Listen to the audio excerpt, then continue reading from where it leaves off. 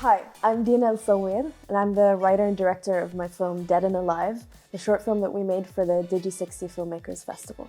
Hi, I'm John Palaganas. I'm the cinematographer for Justice and In Our Dreams. So Deena, what were your initial thoughts when you heard about the theme escape? The first thing that came to mind was like the silly things that we could do with that. So like something about a Ford Escape car, like the car, or something about the escape key on your keyboard. So I kind of went through a lot of silly scenarios before I settled on escaping a conversation or escaping a family member or escaping like I did like 5 different escapes in my film. Nice. So I couldn't choose. Yeah. Oh, very nice. Yeah. What did you think about escape? You were initially set to make your own as well, right? Right. Yeah, unfortunately that didn't work out, but I was able to team up with Hasid. And when he told me about the theme, I thought it was a really great theme that he's working on. It initially started as a high-level idea, right? And eventually, as we went through the whole planning process, we went to see the location. His ideas started to flow, right? And I started to understand what what he really wants, for example. And yeah, we just couldn't wait to start it. Yeah, but the film that you shot was a 7-minute single take. That's not easy to do. So as a DP, like from the technical side, what were your initial thoughts when Hasid was like, we're gonna do the whole movie in a single take? Oh, wow. I thought it was ambitious and I loved it. I love a good challenge, for example. And we had to plan this from the start to the end. And one way we were able to plan this is the location. The location dictates everything. It dictates the blocking. And we had an initial blocking and rehearsal. But Hasid has other plans. He likes to improvise. He likes to improvise the camera work, the movement, He does. the acting, the dialogue. And I think that, that's part of the charm of the film is the, spontaneous aspect of it. You feel like it's like just natural dialogue. Yes, because it is just natural dialogue, right? The actors were given a general idea on what to talk about, but it's up to them to talk about anything that comes naturally, right? So when we did all the take, each take, the dialogue seems very different, right? So it was fun for the actors, right? Because I'm like, oh, I want to try this next time, right? Right. I'd like to see all the other takes, to be honest. Yeah. I feel like they're just completely different movies. It's you will see all the variety, the imperfections of each take, right? Yeah. But it felt like shooting a cinema verite, documentary style filmmaking. So what were your goals with your first Digi60 film?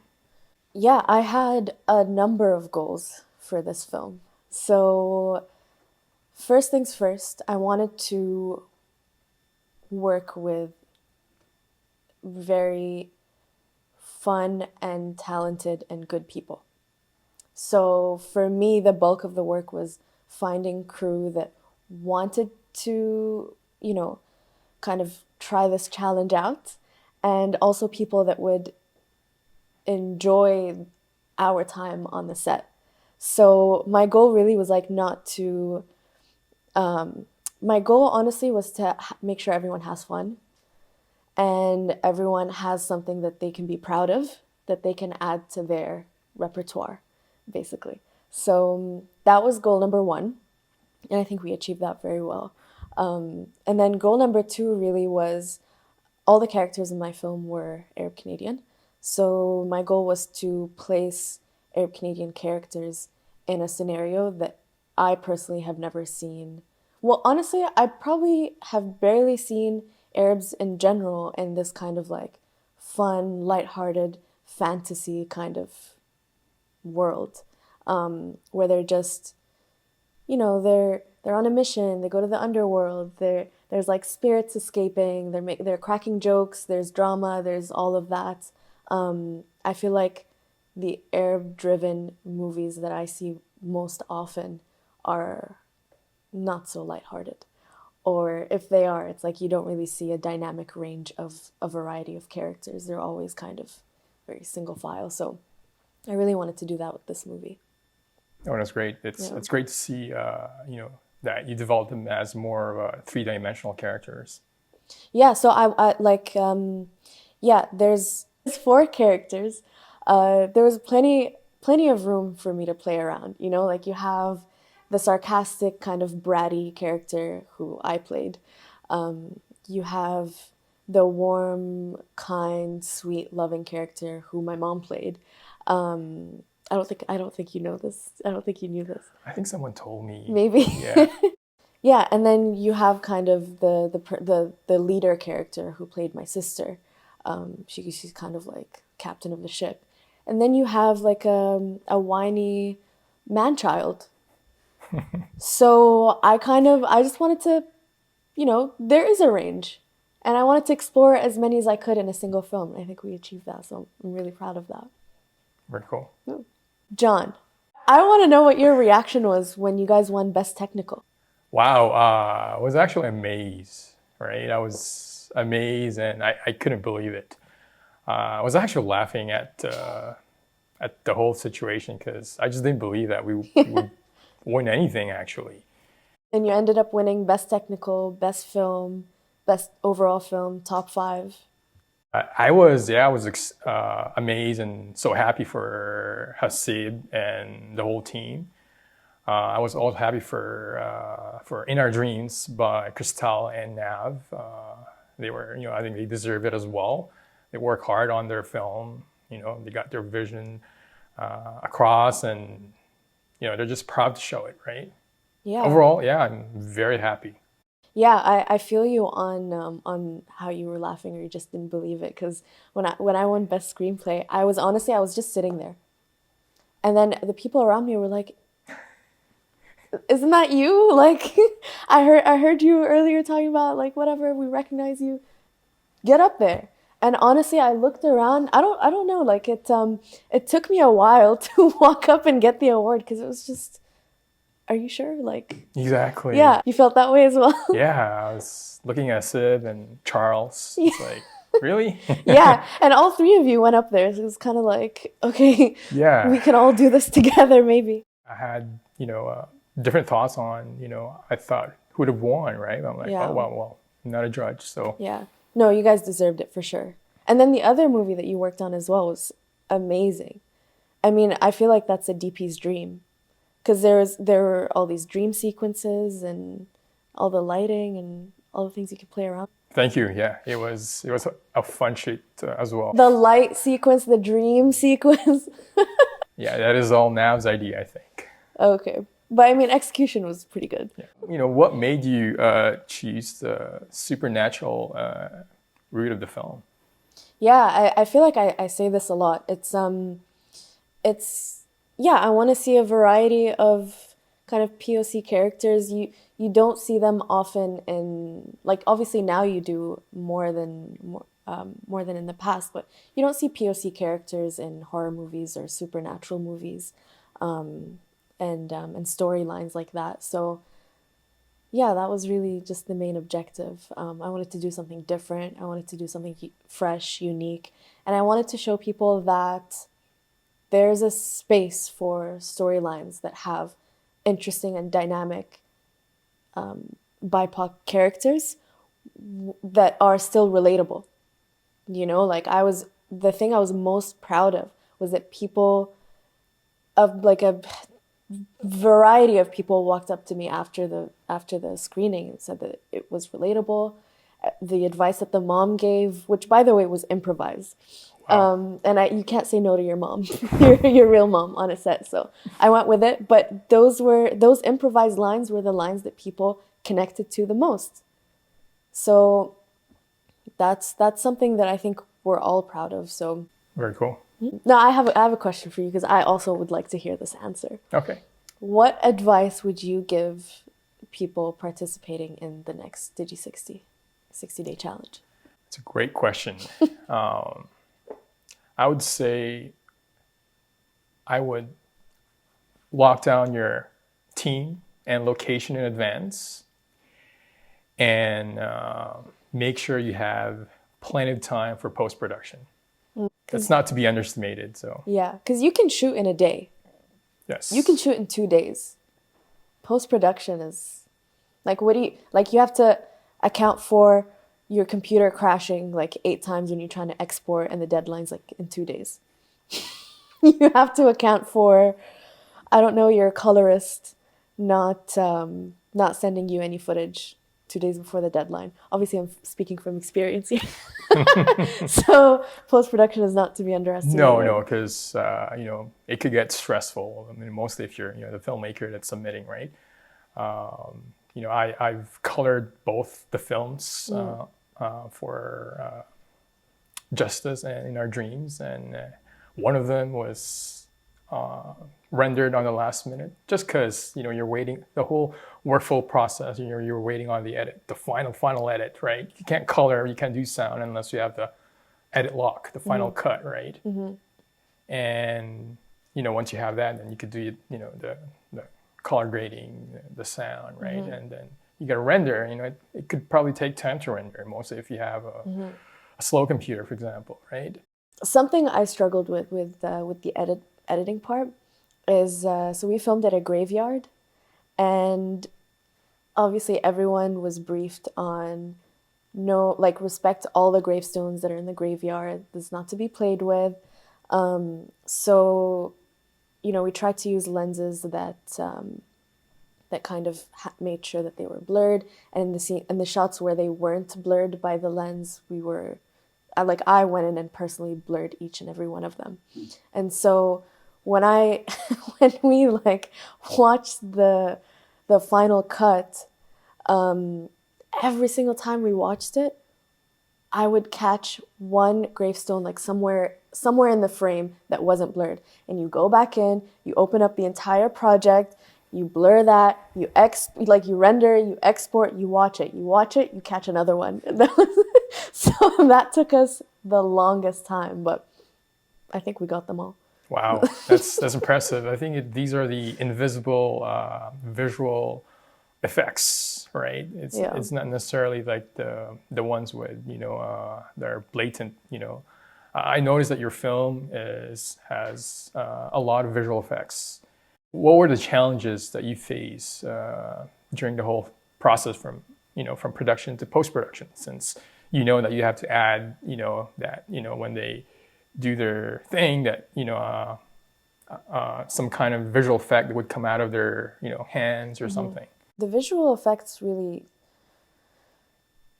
kicked my butt for this project, for lack of a better term. I'm usually like a comedy writer, if I'm being honest, but I had this idea and I wanted to see it through, and so I really kind of was hoping for a miracle, because I didn't have a VFX person locked in beforehand.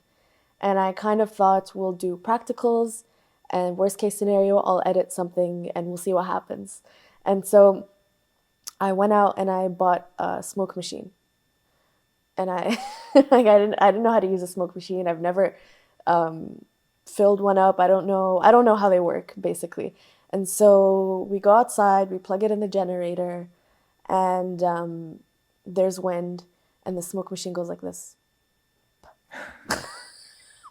So I was like, okay, so that was plan A. We'll just go to plan B, which is no practicals, no smoke machine, no nothing, and we'll see what happens. But obviously I couldn't say that to any of the actors or any of the crew, and you have to kind of keep a brave face. I knew it would work out. It always works out somehow. But yeah, the person that really saved me, shout out John James, best VFX person in town. So I did like a temp VFX on the cut that I was working on, because I edited it as well, and he looked at it. I showed him, and he looked at it, and he said, do you mind if I help you? Like, do you mind if I give it a try? And I was like, please, please do. You can do whatever you want. So I gave him some creative direction, but honestly, I trusted him with whatever he came up with. So I kind of just mentioned that I wanted it to be a little different than what people might expect from like a spirit VFX kind of thing. So it's a little, so we ended up doing like a glowy purple with black smoke. I thought that would be really cool. Purple, the color of whatever, royalty and pristine, and kind of, it's not sci-fi, but it's a little bit of like fantasy element to it. So yeah, that was hard to work on as well. And we talked about like rendering and waiting too long and things happening with that. So yeah, that was a big chunk of the process, but it was fun. It was really fun because you sit there. So I was sitting there with John, and he says, "Okay, well, what do you want?" Literally anything you want, and he was just, yeah, 3D comp. I got this. You want to do smoke? You want it? He also, this was a very subtle thing that he added, just out of the kindness of his heart. He made the uncle, the evil uncle, his eyes turned purple when he got mad. Oh yes, I noticed that. You noticed that? Yeah, Okay, good, yeah. cool. Yeah, I love that because my thing was we want to do like subtle, like it's a part of him. It's not just something that it's not just like a mask that you're adding on. So that was really fun. I thought the visual effects were amazing, actually. Super high quality stuff. Yeah, you don't really get to see that in a lot of short films, right? Because usually it's mostly with film in this budget, that we're working on. And your film looked amazing. I think it's one of the most polished films in the festival, actually. Thank you, John. I think that as well about your films. Thank you. Yeah. I mean, the films that you worked on are one of my favorites, and like two of my favorites, definitely. Well, you already won top 5, so you DP'd 2 films. One that has a very like dreamy. Everything seemed very intentional. And that's hilarious to me because the other film you worked on is the complete opposite. And you had to shoot something that looked gritty and natural, and like the lighting was not controlled. In the other film, the lighting was super controlled. So what was it like working on 2 very extreme opposite films? It's they're both fun to work on because 2 different films, right? 2 different styles, 2 different way of telling the story. And based on the writer directors that I've worked on, I've always asked them that the visual should always complement the story, right? The story should always be the hero, regardless of how you shoot it, right? So for Justice, for example, this is Hasib's vision, right? And he wanted it to be, that gritty look, right? And it did complement his story, right? And it worked perfectly for his film.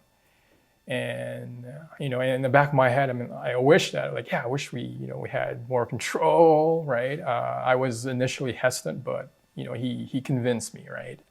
To let go of my concerns, right? Like, well, my reflection was seen many times on the short. Really? Like, why would you put that? In the short that we watched. Yes, yes. The sound, Charles, the sound guy, his shadow was there a couple of times, right?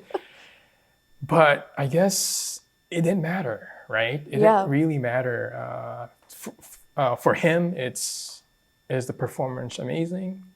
Then that should be the hero. Yeah, it's one of the rules that Walter Murch talks about, right? Like, number one, what takes precedence over everything when you edit is performance and the emotional connection that you have to the story, and the performances that you get, and then after that you get the staying true to the story, and then after that one of the last things is continuity and all of that, you know, it's And everything else. yeah. And the proof is that I didn't notice, and I think a lot of people didn't notice because Yeah, and you're right. It's only us who's so close in the film that we notice we nitpick, right? yeah, We We're- pixel peep, right? yeah, we're our own worst critics. Yes. Do you edit? My own films, yes. Yeah. You have to sometimes. I'll edit your films if you want. Amazing. Okay. I'll take that. Okay. So this is your first time working on films for Digi60, right? Yes, this is my first time working on a Digi60 film. So what was that experience like? I loved it. Love the fact that, you could, I was able to network and collaborate with a lot of talented filmmakers and crew and actors. For me, that was the best part, right? And at the end, you get to, see your film, as a crew, as a team. Yeah. It's the same, honestly, for me. It's the same for me because selling the idea to potential crew and cast members was easier because it was for the Digi60 challenge. It's definitely a place where, like, there's a sense of community. People want to be a part of it. People want to come and watch everyone's movies screened at the film fest. So that was and people, like you said, like they just want to network and work with other talented people, and that's what we did, and that was one of the best parts of the whole experience. Just collaborating with people and working on things, and Exactly. Yeah. Exactly. so. With our last year's experience, I think I'm expecting some cool projects to come out of our brains for this year as well. I don't know about you, but I'm planning on making a film hopefully for this year's Digi60 as well. Absolutely. I can't wait. I can't wait to hear about the theme and get started on it. That's my favorite part. Waiting to hear what the theme is. And then just Yeah. sprint from there. I'll edit your film if you want, and you can edit mine. That would be amazing. Yeah. You can't say no on camera. I think we signed something. I mean, I will if you want me to, but no pressure. I would love to. I personally, I'm not fond of editing. Really? Yeah, I edit because You I have can't to. find anyone else, Yeah. or because of time constraints. Right? Yeah. No, but that's cool. I'm really, really looking forward to seeing what you come up with for this year. I can't wait for what you come up with as well. Maybe we'll come up with one together. Oh, that would be super amazing. Like, John, I remember when you guys won, and I feel like, didn't you climb the behind you to get to Hesse? Yes, It was like, what? I mean, the whole thing was building up, right? Like, okay, best technical, okay, cool.